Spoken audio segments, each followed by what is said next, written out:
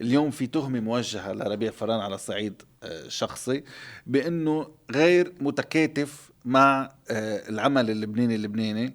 وبمحل تاني تهمة أخرى أنه أنت عندك مشكلة اليوم بأي عمل موقع من قبل إيجل فيلمز في حرب شهن عليه. أبدا. وأنا دايما بذكر أنه بأولاد آدم اللي صار بال2020 اللي عملته مع الليث حجه وكان كورونا، وأنا بعت لها SMS وبعده موجودة عندي الSMS لماجي بغصن لأنه ما عندي الواتساب تبعها. عرفت؟ ما كان يطلع لي على الواتساب، ما بعرف ليه، أو عملت لي بلوك ما بعرف. بس أنا بعت لها يعطيك ألف عافية، وهيدا مسلسل بيطير العقل. أنا بالنسبة لي كان في أوفرا ما في قصة بالدم. أنا ما هجمت ماجي أبدا بالموت عفوا.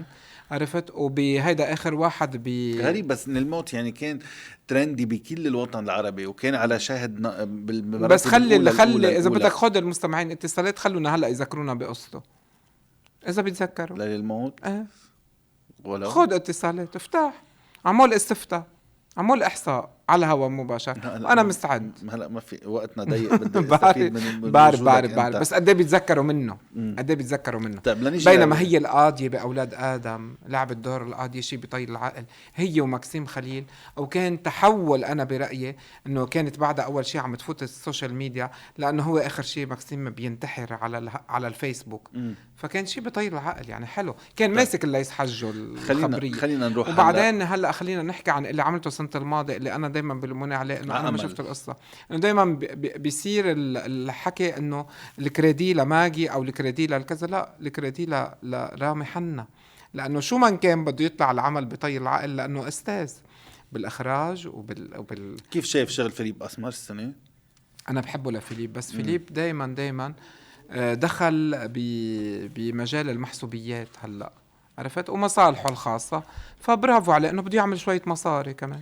هو قال لي من زمان إنه أنا ما بدي كفي إخراج. يعني هو منه كتير على كيف يعني؟ فسر لي كيف يعني، شو المقصود؟ صار عنده إيده وإجر باختيار الكرو، بينام على إيدين المنتج، بينام على إيدين الممثل اللي مصالحه معه. هو هذا مش عمل متكامل بيختاروه معه. لا فيليب كتير مغير بآخر سنتين.